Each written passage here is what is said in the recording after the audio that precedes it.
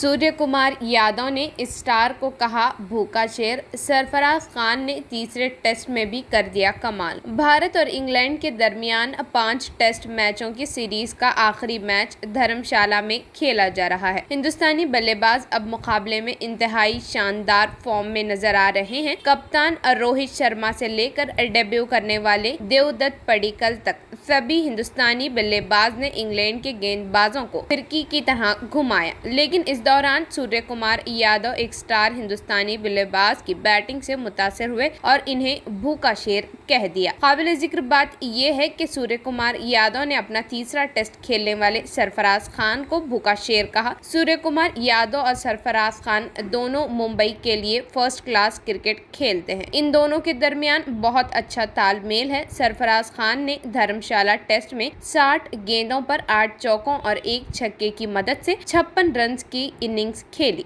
जैसे ही middle order बल्लेबाज ने अपनी 50 मुकम्मल की, सूर्य कुमार यादव ने इंस्टाग्राम के जरिए एक स्टोरी शेयर की, जिसमें इन्होंने सरफराज खान की तस्वीर शेयर करते हुए लिखा, शेर भूखा है। इंग्लैंड के खिलाफ जारी टेस्ट सीरीज में सरफराज खान ने राजकोट में खेले गए तीसरे मैच में डेब्यू किया। डेब्यू मैच में सरफराज ने 62 और 68 नॉट आउट रन की शानदार इनिंग्स खेलकर काफी सुर्खियां बटोरी। काबिल जिक्र बात यह है कि सरफराज खान सीरीज के चौथे टेस्ट और रांची में खेले गए कैरियर के दूसरे टेस्ट में कुछ खास नहीं कर सके। रांची में वो दोनों इनिंग्स में सिर्फ 14 और 0 स्कोर कर सके, लेकिन अब धर्मशाला में खेले जा रहे 5वें टेस्ट और कैरियर के तीसरे टेस्ट में सरफराज ने पहली इनिंग्स में 56 रन बनाए। काबिल जिक्र बात यह है कि आपको बताते चले, धर्मशाला टेस्ट में 2 दिन मुकम्मल होने के बाद पहली इनिंग्स बैटिंग करते हुए मेजबान इंडिया ने 473